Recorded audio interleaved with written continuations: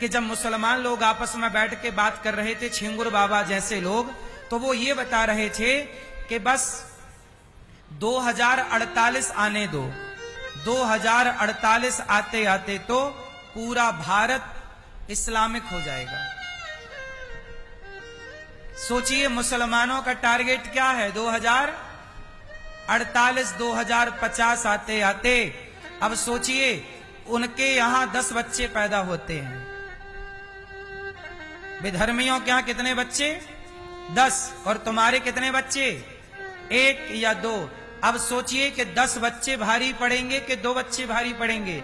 वो 10 मिलके तुम्हारे 2 बच्चों की गर्दन 1 मिनट में उतार देंगे। इसलिए उनका टारगेट क्या है कि 2050 आते आते भारत पर हमारा कब्जा होगा, हिंदुओं का कत्लेआम होगा। उदाहरण समझ लीजिएगा, कश्मीर, क्या समझ लीजिए? कश्मीर, कश्मीर से हिंदू खदेड़े गए, क्या कर लिया लोगों ने? मेरे पास आते हैं कश्मीरी लोग, कश्मीरी पंडित, बोलते हैं गुरुजी ना हमारा घर मिला ना हमारी जमीन मिली, हमारी बहन बेटियों की इज्जत गई वो अलग। मुझे एक बात बताओ कि आज हमारे देश में क्या चल रहा है? बंटवारा, कि मैं ब्राह्मण हूं, मैं क्षत्रिय हूं, मैं जाट हूं, मैं यादव हूं, मैं गुर्जर हूं, मैं ठाकुर हूं। ऐसे ही तुम लड़के आपस में बिखर जाओगे तो तुम एक दूसरे की रक्षा कब करोगे? नेता ऐसे ही कहते रहेंगे तुम्हारा रास्ता अलग हमारा रास्ता अलग। सोचिए वो नेता हमसे कह रहे हैं कि आपका रास्ता अलग हमारा रास्ता, वो मुसलमानों से नहीं कहते कि तुम्हारा रास्ता अलग हमारा रास्ता, वो मुसलमानों से कहते हैं कि जो तुम्हारा रास्ता वही हमारा रास्ता। समझिए आप।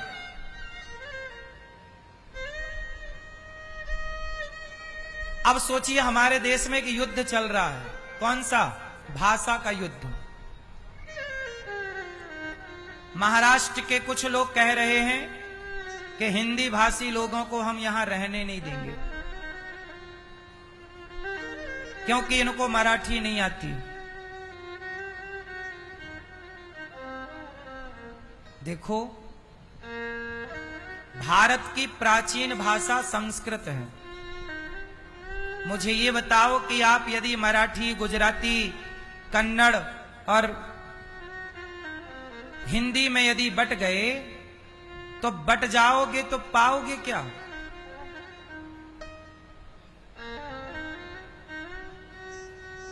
क्या महाराष्ट्र भारत से अलग है?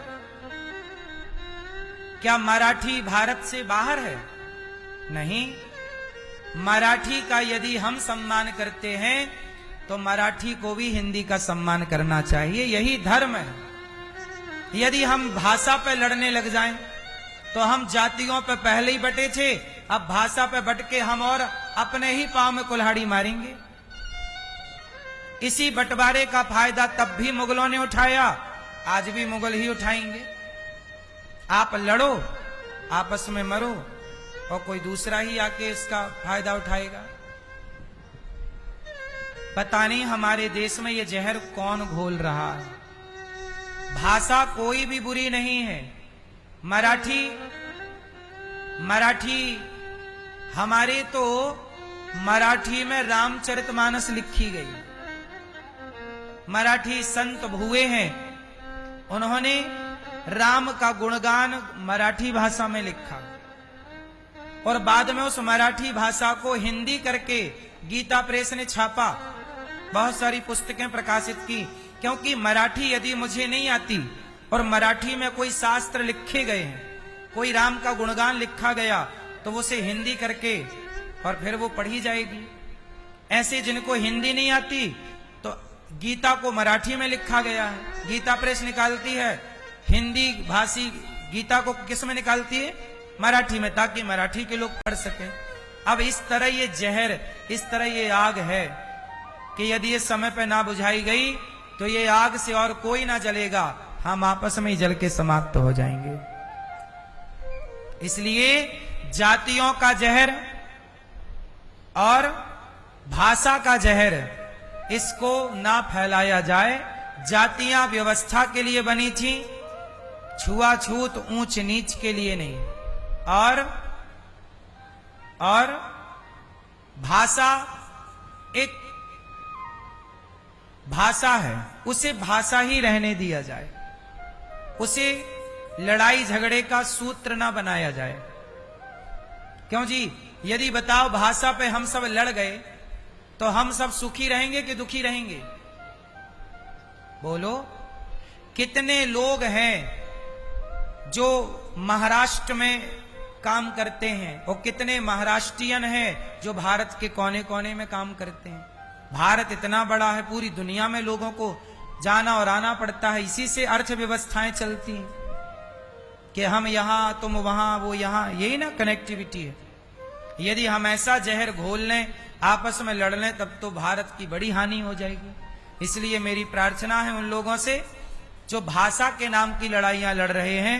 भाषा हमारी लड़ाई नहीं, आतंकवाद हमारा दुश्मन है। सनातन के खिलाफ जो बात कर रहे हैं वो हमारे दुश्मन। उन दुश्मनों से हमको एकजुट होकर लड़ना है। कल को यदि भारत में मुगलों का साम्राज्य बढ़ा तो क्या मुगल मराठियों को छोड़ेंगे? छावा को किसने मारा बताइए? हिंदी भाषी लोगों ने मारा कि मुगलों ने मारा? फिर तो हमारे दुश्मन हिंदी भाषी या मराठी भाषी नहीं है, हमारे दुश्मन सदा से मुगल रहे हैं। वो आतंकवादी रहे जो हमारी बहन बेटियों पर गंदी नजर रखे हैं। हम आपस में क्यों लड़ें? यदि हम आपस में लड़ेंगे तो बहुत नुकसान होगा इस देश का। बोलो हां। इसलिए हाथ जोड़ के प्रार्थना है कि भाषा के नाम पे विवाद ना हो, कभी ना हो। बाला साहब ठाकरे जी जो थे महाराष्ट्र में, बड़े अच्छे नेता थे, समाज सेवी थे। वो खुद हिंदी में बोलते थे, महाराष्ट्री में तो बोलते थे वो, पर उनकी प्रजा हिंदी, क्योंकि वो सबको अपना मानते थे। तो बहुत सारे लोगों के लिए मराठी नहीं समझ में आती तो वो हिंदी में भी बोलते थे और हिंदी में वो भाषण देते थे। जब बाला साहब ठाकरे जी जब हिंदी को प्रेम करते हैं तो उनके पद चिन्हों पर चलने वाले लोग हिंदी से प्रेम क्यों नहीं करते? करना चाहिए। ये विवाद का बिल्कुल विषय नहीं है। बहुत नुकसान होगा इस देश का यदि ऐसा विवाद रहा तो। कुछ लोगों के द्वारा है ये विवाद जो कि गलत है। आप कितने लोग इसे गलत मानते हैं? सही है ये कि गलत है? भाषा के नाम पर, जातियों के नाम पर हम लड़ जाएं, ये सही है? सुंदरकांड में एक चौपाई है, जहां सुमति तहां संपत्ति नाना। क्या रखो? एकता। क्या रखो? जहां सुमति तहां संपत्ति नाना, जहां कुमति तहां विपत्ति निदाना। जो लोग प्रेम से मिलजुल के रहते हैं वो सुखी रहते हैं, और जो आपस में लड़ जाते हैं, एक झाड़ू तिनकों से बनती है, पर तिनकों से बनकर भी यदि संगठित है तो सारे कचरे को झाड़ देती है। और वही झाड़ू यदि बिखर गई, उसका धागा टूट गया, तो वो खुद कचरा हो जाती है। जो समाज बिखर जाते हैं आपस में लड़के, वो खुद अपने विनाश का कारण बन जाते हैं। और जो लोग संगठित रहते हैं वो सबको मार मार के भगा देते हैं। हमारी तरफ आंख उठा के मत देखना। सोचिए, भारत बहुत बड़ा नहीं है, जितना है बहुत प्यारा है, उसे प्यार की जरूरत है।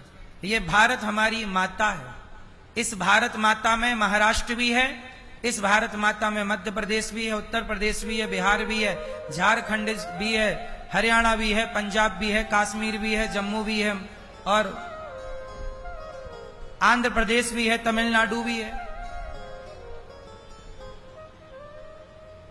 पहाड़ी क्षेत्र हमारा ये कश्मीर के पास क्या है? उत्तराखंड है, और क्या है? हिमाचल। ये सब पूरब से पश्चिम, उत्तर से दक्षिण क्या है? भारत है, महाराष्ट्र। पहले महाराष्ट्र है कि पहले भारत है? बोलो, पहले क्या है? पहले भारत है, फिर महाराष्ट्र। पहले भारत है, फिर यूपी है। पहले भारत है, फिर बिहार है। पहले भारत है, फिर मध्य प्रदेश है। पहले भारत है, फिर पंजाब है। पहले भारत है, फिर हरियाणा है। बोलो हाँ। इसलिए हम भारतीय हैं और भारतीयों को मिलजुल के रहना यही धर्म है।